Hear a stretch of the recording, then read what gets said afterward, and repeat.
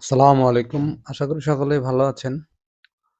তো গত ক্লাসে আমরা দেখেছিলাম যে কিভাবে ChatGPT র মাধ্যমে টেক্সট জেনারেট করতে হয়।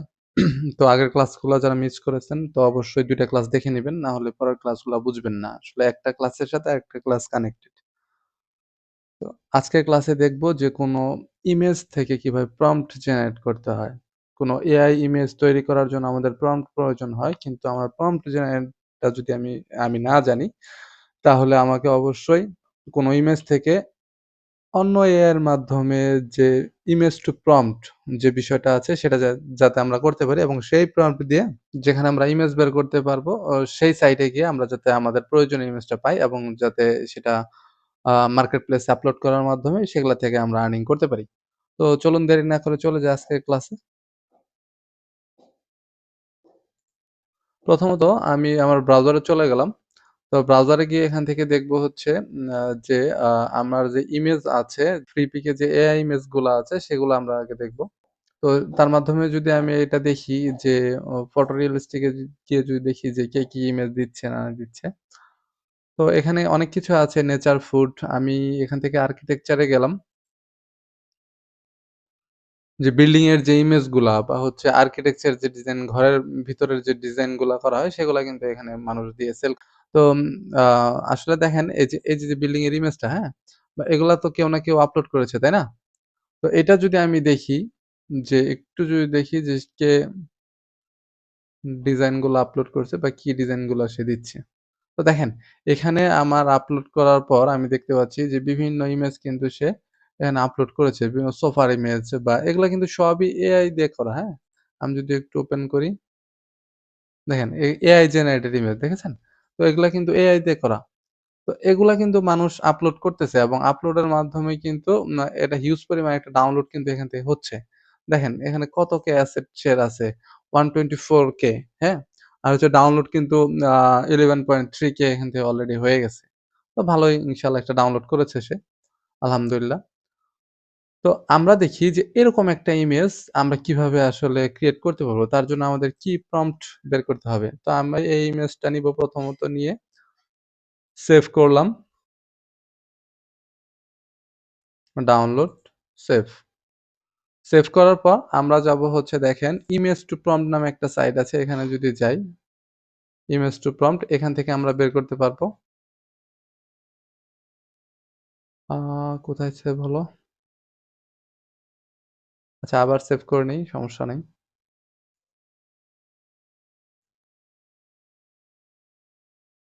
ডেস্কটপ সেভ দিলাম আবার। এই যে। তো এই ইমেজটাকে আমি এই সাইটে হচ্ছে আপলোড করব। ইমেজ টু প্রম্পট দিয়ে জেনারেট দিব। তারপর হচ্ছে nohad.cc এখানেও আমি দেই আপলোড। এখান থেকে ড্রাগ অ্যান্ড ড্রপ করে দিলেই হয়ে যাবে। আপলোড দিলাম। তারপরে রেপ্লিকেট, হ্যাঁ? রেপ্লিকেট এটা হচ্ছে আ ইমেজ টু প্রম্পট জেনারেট করার একটা এখান থেকে ইমেজ টু প্রম্পট জেনারেট অনেক কিছুই করা যায় আরকি। ইমেজ টু প্রম্পট জেনারেট করার অপশনে আমি চলে আসছি। তো এখান থেকে আমি এই যে ড্রাগ অ্যান্ড ড্রপ করে এখানে ছেড়ে দিব। ওকে? দিয়ে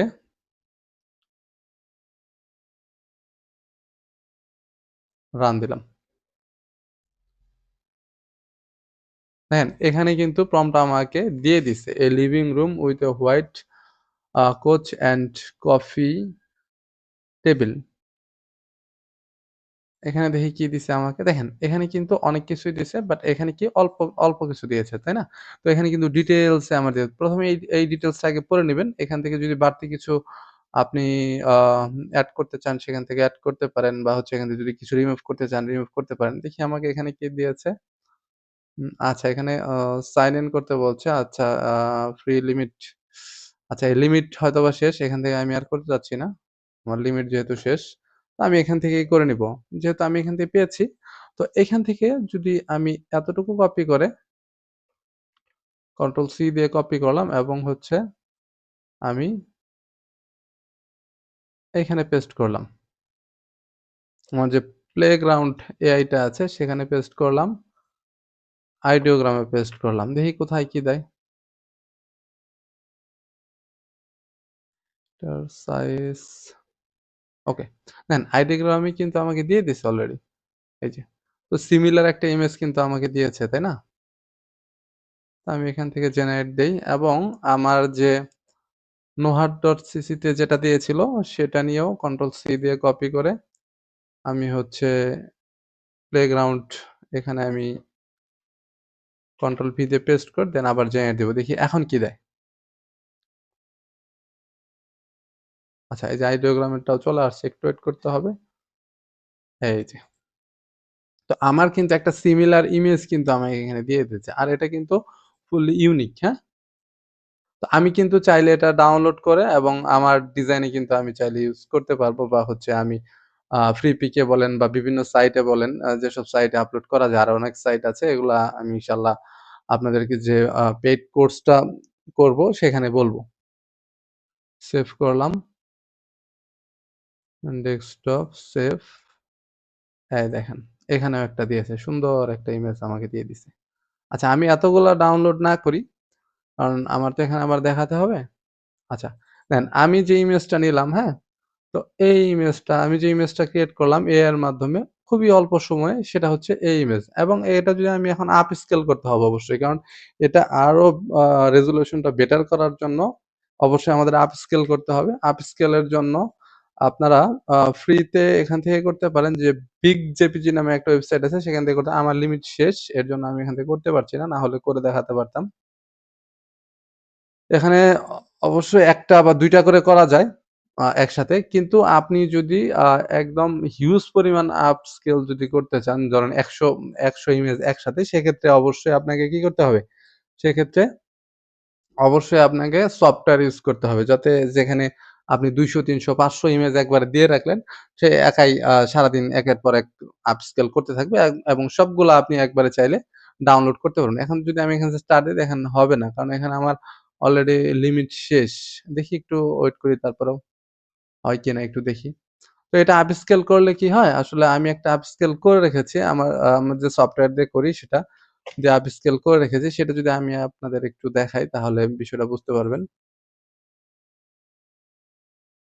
দেখেন এই যে একটা ইমেজ এটা আমি এআই দিয়ে ক্রিয়েট করেছি এবং হচ্ছে এটা আপস্কেল করেছি এবং যদি আমি এখন যদি ২ টাকে একটু জুম করি, একটু বড় করে নেই এটাকে, তাহলে হয়তোবা বুঝতে আপনাদের সুবিধা হবে। দেখেন আমি ২ টাকে জুম করছি, হ্যাঁ?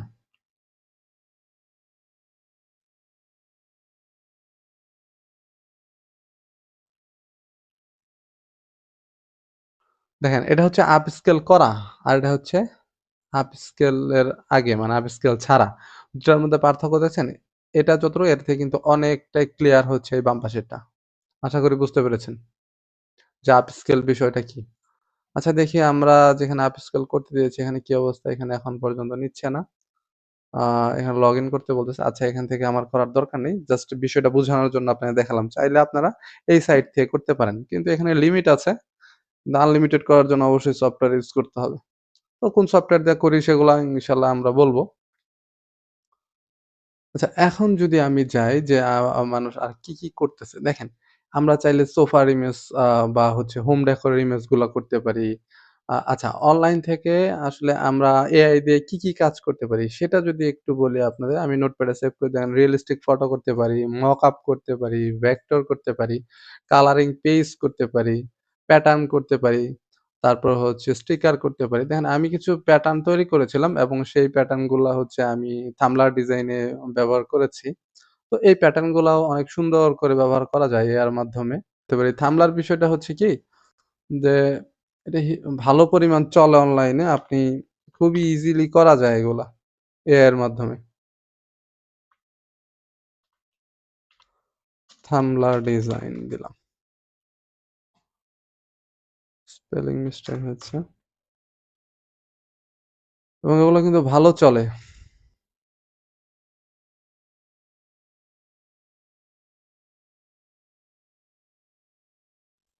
এই ডিজাইন গুলাও কিন্তু খুবই সুন্দরভাবে কিন্তু আমরা করতে আচ্ছা আমরা যদি মকআপ ক্রিয়েট করতে চাই, ধরেন আমরা টি-শার্টের মকআপ করব, হ্যাঁ? আমি একটু সার্চ করি যে মকআপ ডিজাইন। আচ্ছা কি মকআপ দেবো? আচ্ছা আমরা এখানে দিচ্ছি হচ্ছে যে ওয়াল ক্যানভাস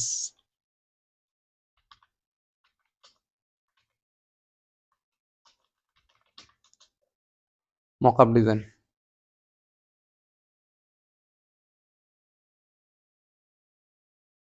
দেখেন এগুলা মকআপও কিন্তু আমরা তৈরি করতে পারি এআই দিয়ে খুবই সহজে।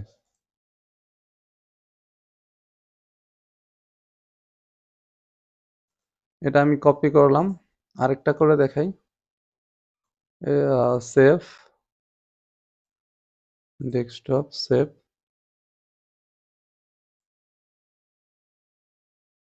আচ্ছা এটা আচ্ছা স্ক্রিনশট দেই। যদি জেপিজিতে আপনাদের সেভ হতে প্রবলেম হয় স্ক্রিনশট ইউজ করতে পারেন।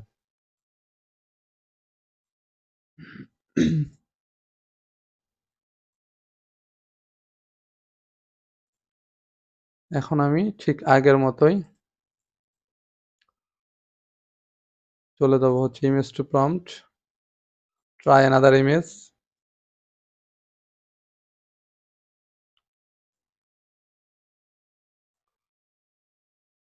Generate prompt.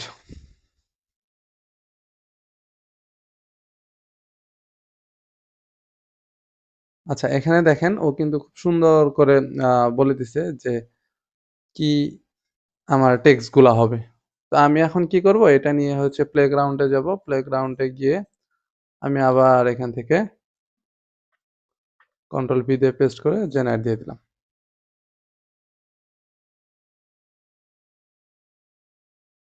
দেখেন ও কিন্তু আমাকে সিমিলার একটা ইমেজ দিয়ে দিছে। দেখি এটার সাথে এই দেখেন এটা একরকম, এটা কিন্তু ফুললি আরেক রকম। তো আমরা চাইলে এখন কিন্তু যারা আ এখানে কিন্তু মকআপ হিসাবে মানুষ কিন্তু এগুলা ইউজ করতে পারে। যারা ফটোশপ পারেন তারা এই বিষয়ে করবেন। যারা না পারেন তারা শুধু রিয়েল ইমেজ যেগুলা আছে, ইমেজ যেগুলা সেল করা যায় সেগুলা করবেন সমস্যা নাই।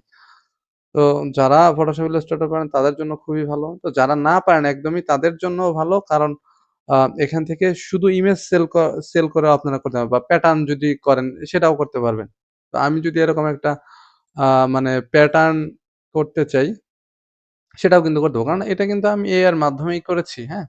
তো এই প্যাটার্ন গুলা। তো চাইলে আপনারা এখানে করতে পারবেন।